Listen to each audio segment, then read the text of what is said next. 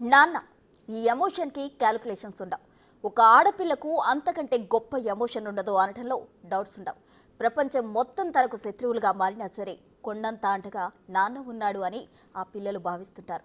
అయితే విధి ఆడిన వింత నాటకంలో 6 ఏళ్లుగా నాన్నకు దూరమయ్యారు ఆ కూతుర్లు.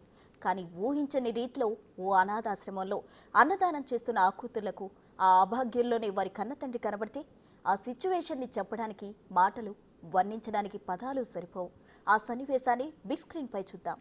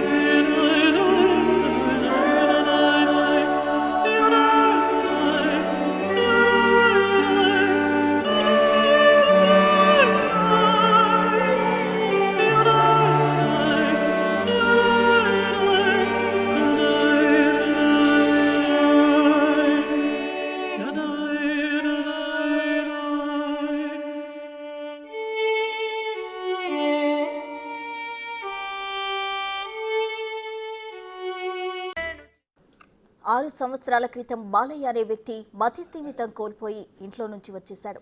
ఆ సమయంలోనే జూబ్లీహిల్స్ పెద్దమ్మగుడి పరిసర ప్రాంతాల్లో తిరుగుతుండగా ఆయనకు మాతృదేవోభవ అనాథాశ్రమం సభ్యులు ఆశ్రయం కల్పించినట్టు వెల్లడించారు. గత నెల రోజుల క్రితం బాలయ్య కూతురు దివ్య ఆ ఆశ్రమంలోనే అన్నదానం నిర్వహించడానికి వచ్చి తమ కన్నతండ్రి బాలయ్య కూడా తప్పిపోయాడని చెప్పినట్లు ఆశ్రమం నిర్వాహకులు తెలిపారు.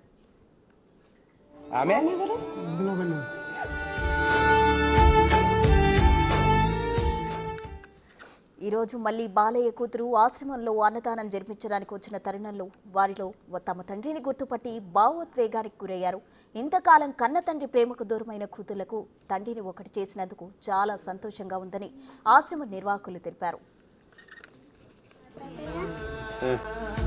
సాయంత్రం